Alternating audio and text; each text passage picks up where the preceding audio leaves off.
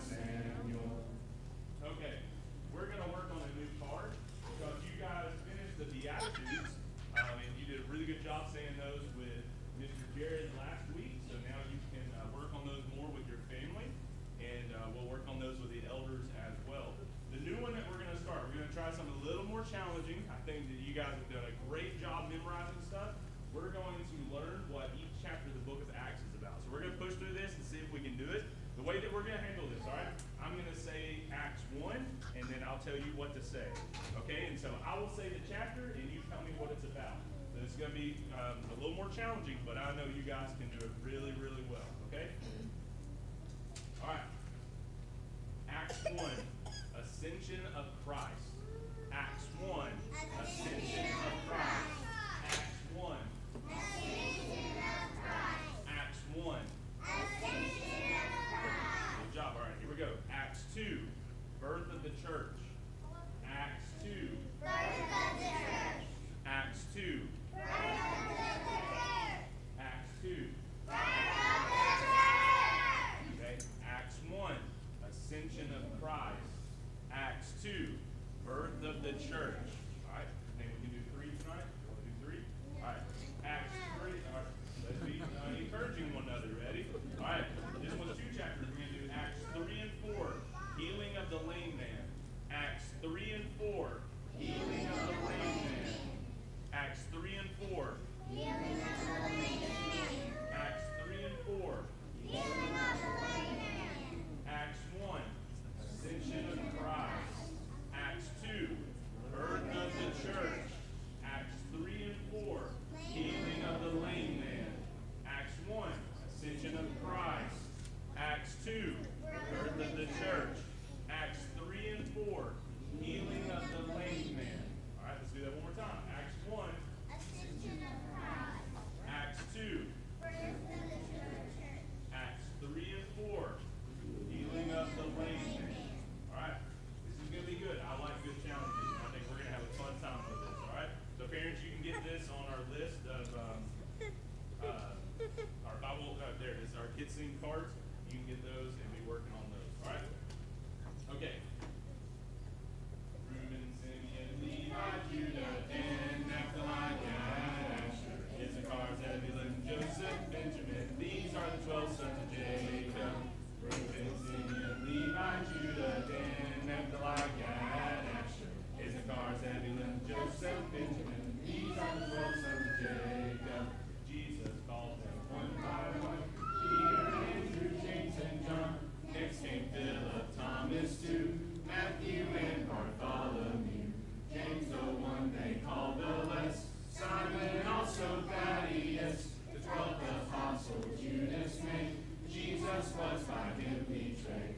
Yes, Jesus called them. Yes, Jesus called them. Yes, Jesus called them. They all followed him. Okay, let's do the 10 Commandments. Ready? All right. No other gods before me. No carved images to bow down and serve. Don't take the name of the Lord your God in vain. Remember the Sabbath, keep it holy. Honor your father and your mother. No murder. No adultery. And you shall not steal. Don't lie against your neighbor or covet what is his. These are the 10 commandments. He turned water to blood, frogs and mice. Don't forget those dirty old flies. Here killed the cattle, boils in hell. Locusts covered the ground till the darkness fell.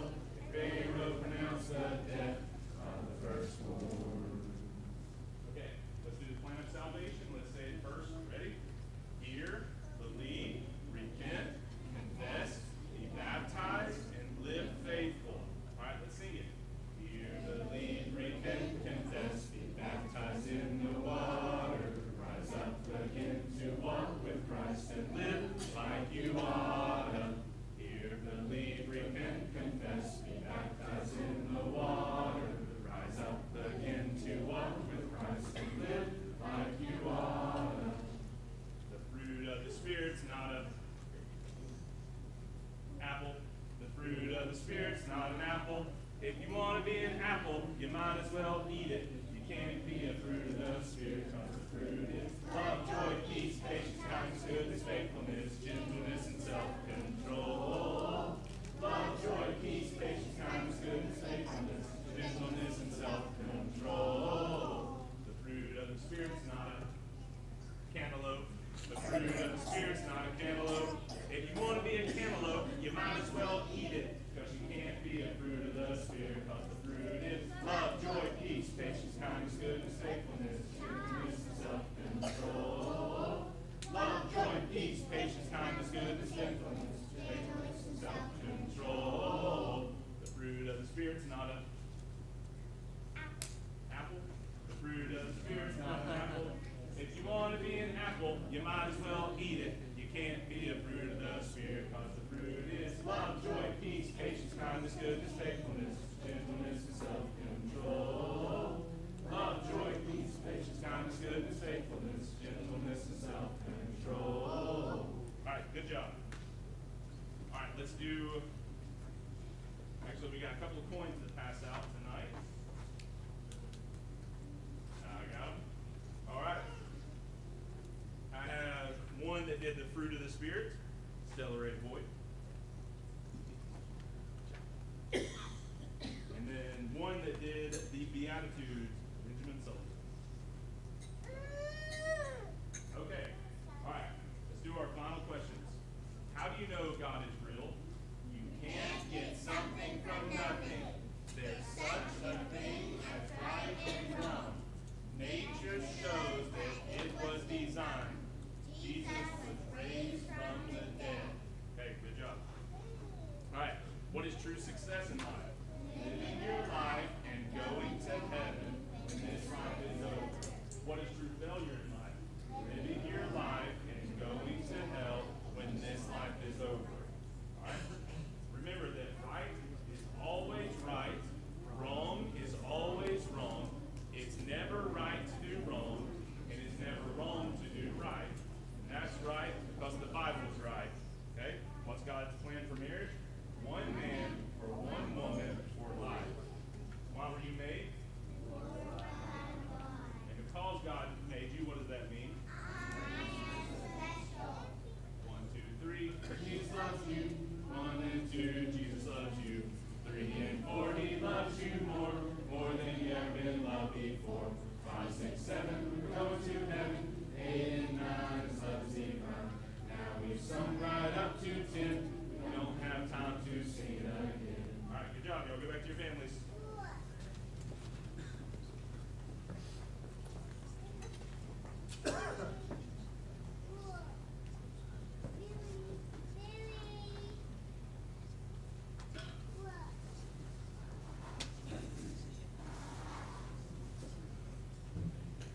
It's good to have everyone here this evening. What we're going to be doing is reading through another section of Job. We've been doing this in, this is section number 2. We're doing it in 3 readings, so over a couple of months. A couple of different reasons. One, because there are clear section breaks that happen in the book of Job. There's conversations that Job is having with his friends and advice that they're giving, and this is some of their back and forth responses. What we're going to see the next time when we get together in a month or so when we read through this again is that we'll look at the very end of the book, which is where we have a new character that's introduced, Elihu, and then God was going to speak, and you get the conclusion of the book. And so part of it is because we see these breaks, but another component of it as well is what we get when we read this book. It's a very challenging book. Maybe not so much in the words that are used, in the reading level that it's written on, or its structure. But this weighs heavily on our heart because it speaks to something that all humans experience, pain and suffering in our approach and how we handle it. And at times, even the advice that we receive from other people. So this evening, as we read, starting in Job chapter 18, we're going to be seeing a few of Job's friends offer advice, and we're going to see Job's response to it. And to help us clearly break that up, we can see it in the scriptures, and most translations do a good job of a subheading at the beginning of each chapter telling us what it's about. And to help us focus on that, We're going to have some different readers that will read those chapters as if they were those characters, just so you can see as we shift through it. In this section, there's a lot that Job is going to be teaching us from his personal experience. Now, remember this as well as you're reading along, because I think it's good to have advice as we're considering these responses. You're going to see Job speak from pain. Not just the physical and emotional pain that he's going through, but as he's wrestling with this idea that we know behind the scenes that he is blameless. We see in Job chapter 1 his reputation. We see Job's background, and we know that it's not him. We know there's something else at play. We understand that there's an evil one, there's an adversary that is lurking around, that is wanting to devour us. And it may be one situation that takes our feet out from underneath us. But then it goes on to what is our continual response to that. There may be times where we don't say the right things and we don't quite understand what's going on. And Job teaches us how to work through that, how to process it, and how to handle it. And so essentially we have a biblical model for addressing pain, evil, and suffering. So as we learn from Job, and we as well are going to learn from his friends, take the advice, but also be able to weigh it. I think it's going to be good as we get to the end of this that we have conversations with each other this evening from our personal experience, but also what you've read in the text. What did you see that Job said that maybe brought about some questions? Did you seek some resolve in what you learned? Did it help you navigate a situation? Or what can you store away for later when you come across pain, evil, and suffering in your own life and the lives of those that are close to you? So that's how we're going to approach the topic this evening. Before we get into our reading, though, Bob has a quick announcement, and then also for the one that's going to be leading the Lord's Supper this evening, is there anyone here this evening that needs to partake of the Lord's Supper? Please raise your hand. Okay. So the one's leading, we didn't see any hands. So if that is something, though, that we need to discuss, that is available for you. But this time, Bob will have an announcement, and then we'll get to our readings for the evening. Two quick things. One, as you know, this morning I talked about Super Gib and the cards that we were sending with 2 John. Well, we didn't get all of them sent. I have 3 here, and if you've already signed them, that's fine. I don't want to put them on this table right over here, and practically everyone in here should have enough room to put a signature on these 3 cards. If you've already done it, don't worry about it, but it'd be nice for the rest of you to do it. I think it'd be a great encouragement to him. The other thing is on Friday night, as you know, I don't see Super Mike here, but he's in charge of the getting the songs and getting them on the PowerPoints, and perhaps 3rd John may be helping in that respect as well. We expect a pretty good group of people here. We had, I believe, over 20 singers last year, so you can do the math. I'd like for some of our young men to be involved in this, but as we are the host and we have guests coming in, we'll all sign up, or have them sign up, but we'll use them toward the latter part of it and use 1 song per singer to begin with. If we have another cycle, then others can sing or have a second song. So we'll approach it from that standpoint, and I'll perhaps type that all up for us to have maybe Wednesday night. Thank you very much.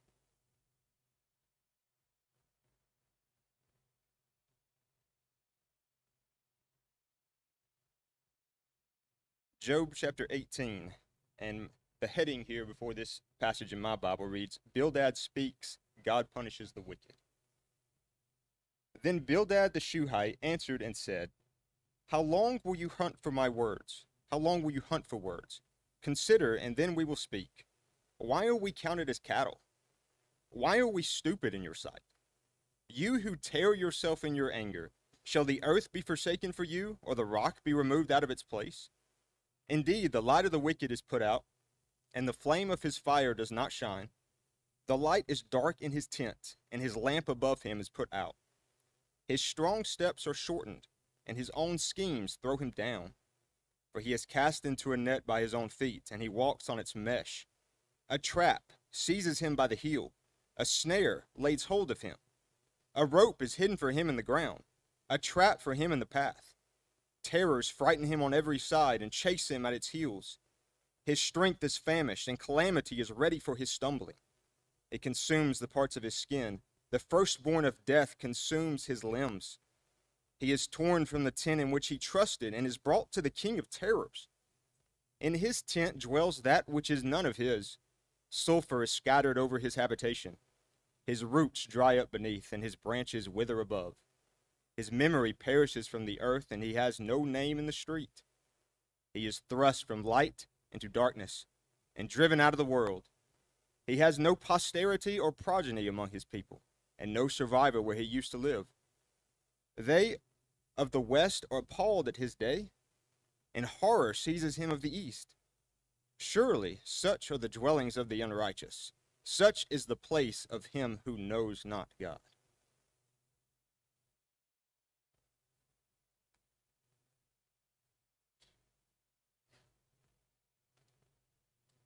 I'll be reading out of the New American Standard, so it'll differ a bit from what's on the screen. Chapter 19. Then Job responded, "How long will you torment me and crush me with your words? These 10 times you have insulted me. You are not ashamed to wrong me. Even if I have truly erred, my error lodges with me. If indeed you vaunt yourselves against me, and prove my disgrace to me, know then that God has wronged me, and has closed his net around me. Behold, I cry violence, but I get no answer. I shout for help, but there is no justice. He has walled up my way so that I cannot pass, and he has put darkness on my paths. He has stripped my honor from me and removed the crown from my head. He breaks me down on every side, and I am gone, and he has uprooted my hope like a tree. He has also kindled his anger against me and considered me as his enemy. His troops come together and build up their way against me and camp around my tent. He has removed my brothers far from me, and my acquaintances are completely estranged from me. My relatives have failed, and my intimate friends have forgotten me. Those who live in my house and my maids consider me a stranger. I am a foreigner in their sight. I call to my servant, but he does not answer. I have to implore him with my mouth. My breath is offensive to my wife, and I am loathsome to my own brothers. Even young children despise me. I rise up, and they speak against me. All my associates abhor me, and those I love have turned against me. My bone clings to my skin and my flesh, and I have escaped only by the skin of my teeth. Pity me, oh you my friends, for the hand of God has struck me. Why do you persecute me as God does, and are not satisfied with my flesh? Oh, that my words were written, oh, that they were inscribed in a book, that with an iron stylus and lead they were engraved in the rock forever. As for me, I know that my Redeemer lives, and at the last he will take his stand on the earth. Even after my skin is destroyed, yet for my flesh I shall see God, whom I myself shall behold, and whom my eyes will see and not another. My heart faints within me. If you say, how shall we persecute him, and what pretext for a case against him can we find? Then be afraid of the sword for yourselves, for wrath brings the punishment of the sword, so that you may know there is judgment.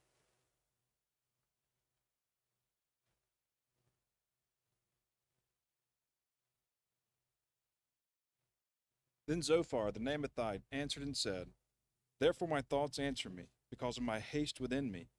I hear censure that insults me, and out of my understanding a spirit answers me. Do you not know this from of old, since man was placed on earth, that the exulting of the wicked is short, and the joy of the godless but for a moment? Though his height mount up to the heavens, and his head reach to the clouds, he will perish forever like his own dung. Those who have seen him will say, Where is he? He will fly away like a dream and not be found. He will be chased away like a vision of the night. The eye that saw him will see him no more, nor will his place any more behold him. His children will seek the favor of the poor, and his hands will give back his wealth. His bones are full of his youthful vigor, but it will lie down with him in the dust. Though evil is sweet in his mouth, though he hides it under his tongue, though he is loath to let it go and holds it in his mouth, yet his food is turned in his stomach. It is the venom of cobras within him. He swallows down riches and vomits them up again. God cast them out of his belly. He will suck the poison of cobras. The tongue of a viper will kill him. He will not look upon the rivers, the streams flowing with honey and curds. He will give back the fruit of his toil and will not swallow it down. From the profit of his trading, he will get no enjoyment. For he has crushed and abandoned the poor. He has seized a house that he did not build. Because he knew no contentment in his belly, he will not let anything in which he delights escape him. There was nothing left after he had eaten. Therefore his prosperity will not endure. In the fullness of his sufficiency, he will be in distress. The hand of everyone in misery will come against him. To fill his belly to the full, God will send his burning anger against him and rain it upon him into his body. He will flee from an iron weapon. A bronze arrow will strike him through. It is drawn forth and comes out of his body. The glittering point comes out of his gallbladder. Terrors come upon him.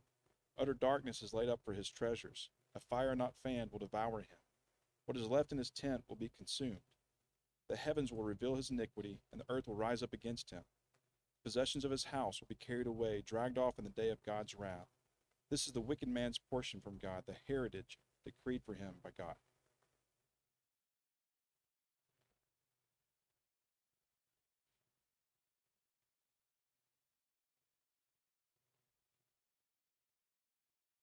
Then Job answered, Listen carefully to my speech, and let this be your way of consolation. Bear with me that I may speak, then after I have spoken you may mock. As for me, is my complaint to man? And why should I not be impatient? Look at me, and be astonished, and put your hand over your mouth, even when I remember I am disturbed, and horror takes hold of my flesh. Why do the wicked still live? Continue on, also become very powerful. Their descendants are established with them in their sight, and their offspring before their eyes. Their houses are safe from fear, and the rod of God is not on them. His ox mates without fail, his cow calves does not abort. They send forth their little ones like the flock, and their children skip about. They sing to the timbrel and harp, and rejoice at the sound of the flute. They spend their days in prosperity, and suddenly they go down to Sheol. They say to God, Depart from us. We do not even desire the knowledge of your ways. Who is the Almighty that we should serve him? And what would we gain if we entreat him? Behold, their prosperity is not in their hand. The counsel of the wicked is far from me. How often is the lamp of the wicked put out? Or does their calamity fall on them? Does God apportion destruction in his anger? Are they as straw before the wind, and like chaff which the storm carries away? You say, God stores away a man's iniquity for his sons. Let God repay him so that he may know it. Let his own eyes see his decay, and let him drink of the wrath of the Almighty. For what does he care for his household after him, when the number of his months is cut off? Can anyone teach God knowledge, in that he judges those on high? One dies in his full strength, being wholly at ease and satisfied. His sides are filled out with fat, and the marrow of his bones is moist. While another dies with a bitter soul, never even tasting anything good. Together they lie down in the dust, and the worms cover them. Behold, I know your thoughts, and the plans by which you would wrong me. For you say, Where is the house of the nobleman? And where is the tent, the dwelling places of the wicked? Have you not asked wayfaring men? And do you not recognize their witness? For the wicked is reserved for the day of calamity, that they will be led forth at the day of fury. Who will confront him with his actions? And who will repay him for what he has done? While he is carried to the grave, men will keep watch over his tomb. The clods of the valley will gently cover him. Moreover, all men will follow after him, while countless ones go before him.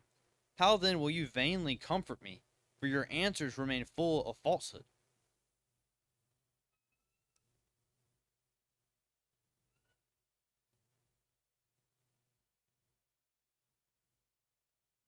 We're in chapter 22 now. Then Eliphaz the Temanite answered and said, Can a man be profitable to God? Surely he is wise. He who is wise is profitable to himself. Is it any pleasure to the Almighty if you are in the right? Or is it gain to him if you make your ways blameless? Is it for your fear of him that he reproves you and enters into judgment with you? Is not your evil abundant? There is no end to your iniquities. For you have exacted pledges of your brothers for nothing, and stripped the naked of their clothing. You have given no water to the weary to drink. You have withheld bread from the hungry. The man with power possessed the land, and the favored man lived in it. You have sent widows away empty, and the arms of the fatherless were crushed. Therefore snares are all around you, and sudden terror overwhelms you, or darkness so that you cannot see, and a flood of water covers you. Is not God high in the heavens? See the highest stars, how lofty they are. But you say, What does God know? Can he judge through the deep darkness? Thick clouds veil him so that he does not see, and he walks on the vault of heaven. Will you keep to the old way that wicked men have trod? They were snatched away before their time. Their foundation was washed away. They said to God, Depart from us. And what can the Almighty do to us? Yet he filled their houses with good things, but the counsel of the wicked is far from me. The righteous see it and are glad. The innocent one mocks at them, saying, Surely our adversaries are cut off, and what they left the fire has consumed. Agree with God and be at peace. Thereby good will come to you. Receive instruction from his mouth, and lay up his words in your heart. If you return to the Almighty, you will be built up.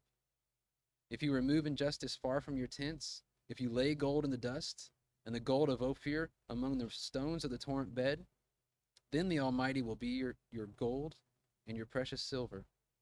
For then will you delight yourself in the Almighty, and lift up your face to God. You will make your prayer to him, and he will hear you, and you will pay your vows. You will decide on a matter, and it will be established for you, and light will shine on your ways. For when they are humbled, you say, It is because of pride, but he saves the lowly. He delivers even the one who is not innocent. Who will be delivered through the cleanness of your hands?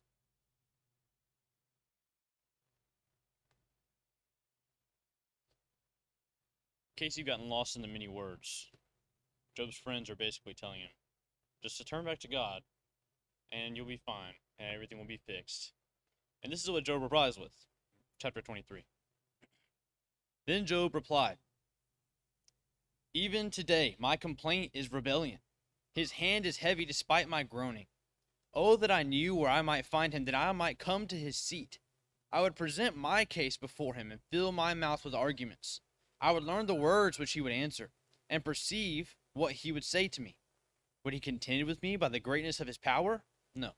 Surely he would pay attention to me. There the upright would reason with him, and I would be delivered forever from my judge. Behold, I go forward, but he is not there, and backward, but I cannot perceive him. When he acts on the left, I cannot behold him. He turns on the right, I cannot see him, but he knows the way I take. When he has tried me, I shall come forth as gold. My foot has held fast to his path. I have kept his way and not turned aside. I have not departed from the command of his lips.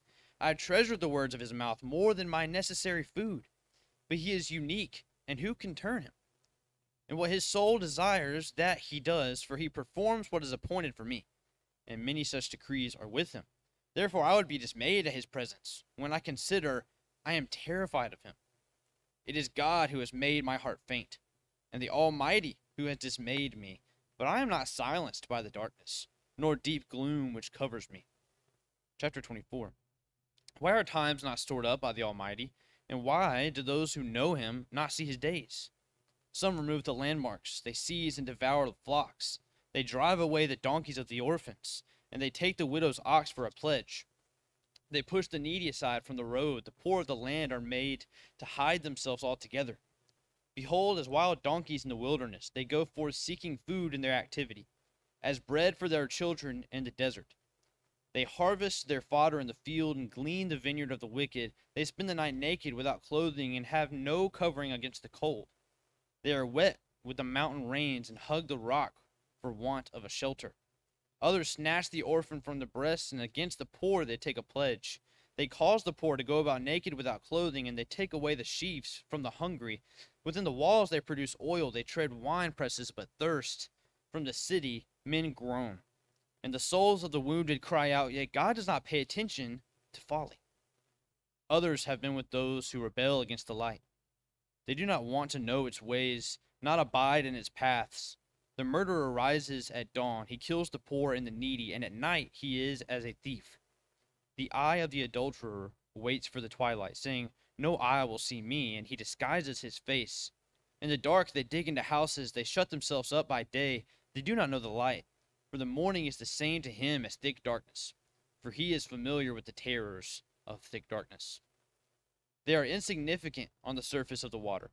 Their portion is cursed on the earth. They do not turn toward the vineyards. Drought and heat consume the snow waters. So does Sheol, those who have sinned. A mother will forget him. The worms feed sweetly till he is no longer remembered. And wickedness will be broken like a tree. He wrongs the barren woman, and does no good for the widow, but he drags off the valiant by his power. He rises, but no one has assurance of life. He provides them with security, and they are supported, and his eyes are on their ways. They are exalted a little while, then they are gone. Moreover, they are brought low, and like everything gathered up, even like the heads of grain, they are cut off. Now, if it is not so, who can prove me a liar and make my speech worthless?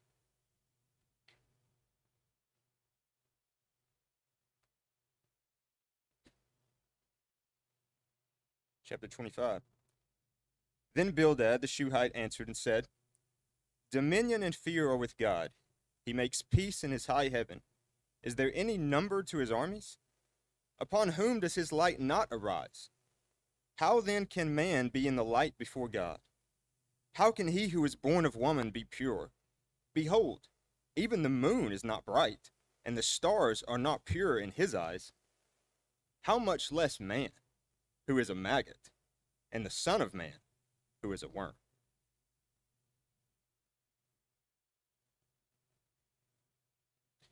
We'll read chapters 26 through 31, and then we'll close. Then Job responded, What a help you are to the weak! How have you saved the arm without strength? What counsel you have given to one without wisdom? What helpful insight you have abundantly provided? To whom have you uttered words, and whose spirit was expressed through you? The departed spirits tremble under the waters and their inhabitants. Naked is Sheol before him, and Abaddon has no covering. He stretches out the north over empty space and hangs the earth on nothing. He wraps up the waters in his clouds, and the cloud does not burst under them. He obscures the face of the full moon and spreads his cloud over it. He has inscribed a circle on the surface of the waters at the boundary of light and darkness. The pillars of heaven tremble and are amazed at his rebuke. He quieted the sea with his power, and by his understanding he shattered Rahab. By his breath the heavens are cleared. His hand has pierced the fleeing serpent. Behold, these are the fringes of his ways. And how faint a word we hear of him. But his mighty thunder, who can understand? Then Job continued his discourse and said, As God lives, who has taken away my right, and the Almighty, who has embittered my soul, for as long as life is in me, and the breath of God is in my nostrils, my lips certainly will not speak unjustly, nor will my tongue mutter deceit. Far be it from me that I should declare you right till I die. I will not put away my integrity from me. I hold fast my righteousness, and will not let it go. My heart does not reproach any of my days. May my enemy be as the wicked, and my opponent as the unjust. For what is the hope of the godless when he is cut off? When God requires his life, will God hear his cry when distress comes upon him? Will he take a delight in the Almighty? Will he call on God at all times? I will instruct you in the power of God. What is with the Almighty I will not conceal. Behold, all of you have seen it. Why then do you act foolishly? This is the portion of a wicked man from God, and the inheritance which tyrants receive from the Almighty. Though his sons are many, they are destined for the sword, and his descendants will not be satisfied with bread. His survivors will be buried because of the plague, and their widows will not be able to weep. Though he piles up silver like dust and prepares garments as plentiful as the clay, he may prepare it, but the just will wear it, and the innocent will divide the silver. He has built his house like the spider's web, or as a hut which the watchman has made. He lies down rich, but never again. He opens his eyes, and it is no longer. Terrors overtake him like a flood. A tempest steals him away in the night. The east wind carries him away, and he is gone, or it whirls him away from his place. For it will hurl at him without sparing. He will surely try to flee from its power. Men will clap their hands at him, and will hiss him from his place. Chapter 28. Surely there is a mine for silver, and a place where they refine gold. Iron is taken from the dust, and copper is smelted from the rock. Man puts an end to darkness, and to the farthest limit he searches out. The rock in gloom and deep shadow. He sinks a shaft far from habitation, forgotten by the foot. They hang and swing to and fro, far from men. The earth, from it comes food, and underneath it is turned up as fire. Its rocks are the source of sapphires, and its dust contains gold. The path no bird of prey knows, nor has the falcon's eye caught sight of it. The proud beasts have not trodden it, nor has the fierce lion passed over it. He puts his hand on the flint, he overturns the mountains at the base. He hews out channels through the rocks, and his eye sees anything precious. He dams up the streams from flowing, and what is hidden he brings out to light. But where can wisdom be found? And where is the place of understanding? Man does not know its value, nor is it found in the land of the living. The deep says, it is not in me, and the sea says, it is not with me. Pure gold cannot be given in exchange for it, nor can silver be weighed at its price. It cannot be valued in the gold of Ophir, in precious onyx or sapphire. Gold or glass cannot equal it, nor can it be exchanged for articles of fine gold. Coral and crystal are not to be mentioned, and the acquisition of wisdom is above that of pearls. The topaz of Ethiopia cannot equal it, nor can it be valued in pure gold. Where then does wisdom come from? And where is this place of understanding? Thus it is hidden from the eyes of all living, and concealed from the birds of the sky. Abaddon and Death say, with our ears we have heard a report of it. God understands its way, and he knows its place, for he looks to the ends of the earth and sees everything under the heavens. When he imparted weight to the wind, and meted out the waters by measure, when he set a limit for the rain and a course for the thunderbolt, then he saw and declared. He established it and also searched it out. And to man he said, behold, the fear of the Lord, that is wisdom. And to depart from evil is understanding. And Job again took up his discourse and said, oh, that I were as in months gone by, as in the days when God watched over me, when his lamp shone over my head, and by his light I walked through darkness, as I was in the prime of my days, when the friendship of God was over my tent, when the Almighty was yet with me, and my children were around me, and my steps were bathed in butter, and the rock poured out for me streams of oil. When I went out to the gate of the city, when I took my seat in the square, the young men saw me and hid themselves, and the old men arose and stood. The princes stopped talking and put their hands on their mouths. The voice of the nobles was hushed, and their tongue stuck to their palate. For when the ears heard me, it called me blessed.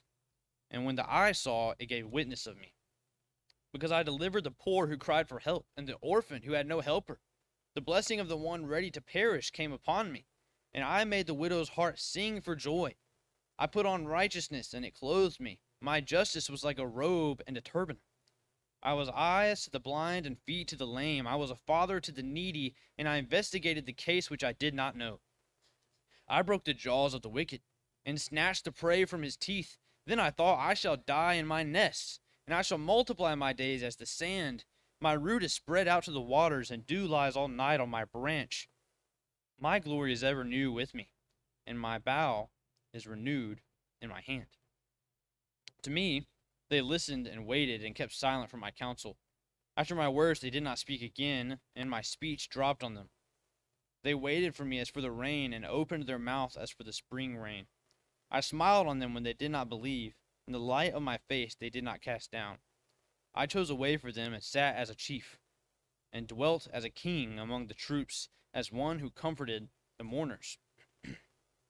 But now, those younger than I mock me, whose fathers I disdained to put with the dogs of my flock. Indeed, what good was the strength of their hands to me? Vigor had perished from them.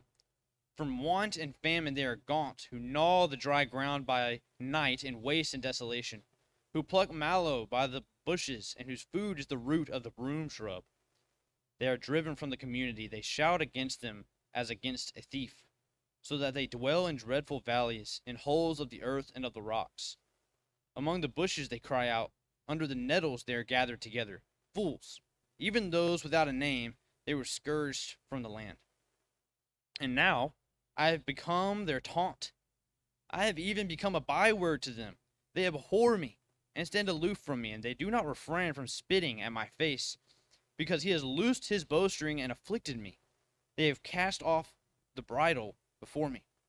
On the right hand their brood arises. They thrust aside my feet and build up against me their ways of destruction. They break up my path. They profit from my destruction. No one restrains them.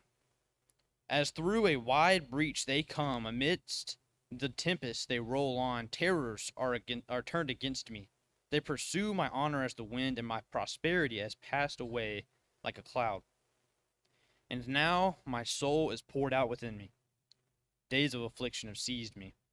At night it pierces my bones within me, and my gnawing pains take no rest. By a great force my garment is distorted. It binds me about as the collar of my coat. He has cast me into the mire, and I have become like dust and ashes. I cry out to you for help, but you do not answer me. I stand up, and you turn your attention against me. You have become cruel to me.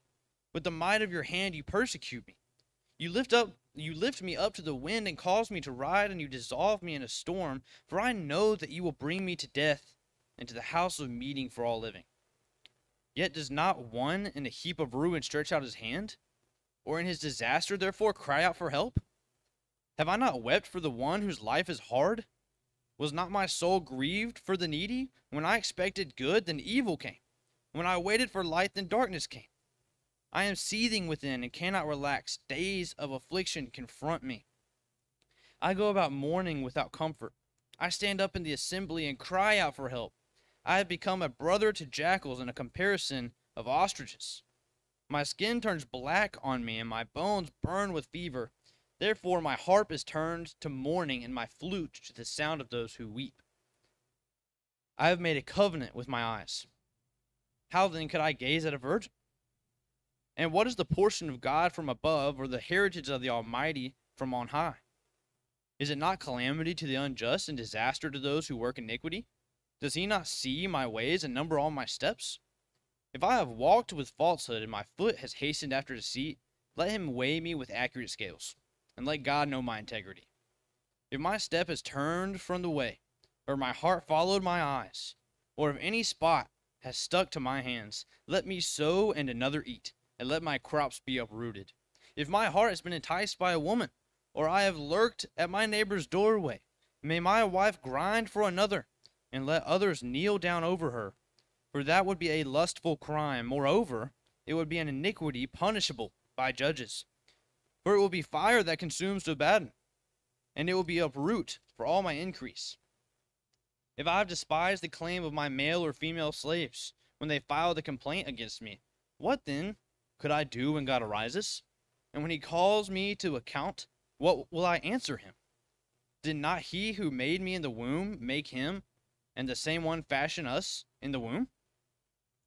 If I have kept the poor from their desire, or have caused the eyes of the widow to fail, or have eaten my morsel alone, and the orphan has not shared it, but from my youth he grew up with me as with a father, and from my infancy I guided her, if I have seen anyone perish for lack of clothing, or that the needy had no covering, if his loins have not thanked me, and if he has not been warmed with the fleece of my sheep, if I have lifted up my hand against the orphan because I saw I had support in the gate, let my shoulder fall from the socket, and my arm be broken off at the elbow, for calamity from God is a terror to me, and because of his majesty I can do nothing. If I have put my confidence in gold and called fine gold my trust, if I have gloated because my wealth was great, and because my hand had secured so much, if I have looked at the sun when it shone, or the moon going in splendor, and my heart became secretly enticed, and my hand threw a kiss from my mouth, that too would have been an iniquity, calling for judgment, for I would have denied God above. Have I rejoiced at the extinction of my enemy, or exulted when evil befell him? No, I have not allowed my mouth to sin, by asking for his life in a curse. Have the men of my tent not said, who can find one who has not been satisfied with his meat? The alien has not lodged outside, for I have opened my doors to the traveler. Have I covered my transgressions like Adam by hiding my iniquity in my bosom, because I feared the great multitude, and the contempt of families terrified me, and kept silent, and did not go out of the doors? Oh, that I had one to hear me. Behold, here is my signature. Let the Almighty answer me, and the indictment which my adversary has written. Surely I would carry it on my shoulder. I would bind it to myself like a crown. I would declare to him the number of my steps. Like a prince I would approach him. If my land cries out against me, and its furrows weep together, if I have eaten its fruit without money, or have caused its owner to lose their lives, let briars grow instead of wheat, and stinkweed instead of barley. The words of Job are ended.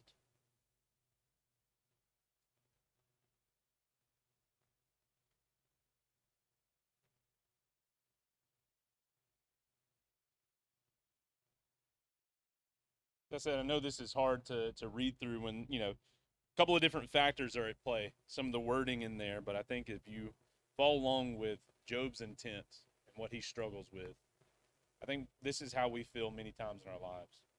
Sometimes we don't have the words to say, do we? When we come across something that has happened dramatically in our life, we go through some pain or suffering, or maybe it's something that we share together as a family. I think about what Paul says in Romans chapter 12. We weep with one another, weep with those who weep, and rejoice with those who rejoice. Job's trying to figure it out. I mean, he's going back and assessing his life and deeds that he has done, things that he hasn't done, and where his mind needs to be, and where, decisions that he's made for himself. He's looked back on good deeds, bad deeds, everything, and trying to get an answer for why are things working out the way they are. I think that becomes our prayer a lot, doesn't it? God, I don't even know what to say. If I could nail it down to something in my life, I would fix it. If I've done enough good, then I want to continue doing that. But if there's something I'm missing, if I've overlooked something, if there's somebody that's in need and I've turned my back on them, or there's somebody that needed help and I didn't offer to them, I want to make sure that I fix that. Maybe there's times in our life where we look back and we assess and we think about all the great blessings that God has given us. We don't assess ourselves enough. If we do it when times are good, when we realize our relationship with God, then when we go through those times of turmoil, we can rely on him. Job didn't compromise. He asked questions, and questions are all right, but he never went back on God. He never turned away from him. His friends offered poor advice and even calls them out for that. If we can figure out in our strength where our faith lies, then in times of weakness, or in potential doubt, or in suffering, or in pain, or in weeping, we know where to find strength. Let's pray together and we'll end for the evening. Lord our God, we come before you very grateful that we've had the chance to be here together as a family. Father, we do recognize one component of our life on this earth is that we face pain and suffering. There's evil all around us by the hands of men, and it's part of how this world operates outside of the garden. Father, help us as we do have questions. Times we may say them to you and try and work through our lives and try and figure you out more. Thank you for your word that we can come back to.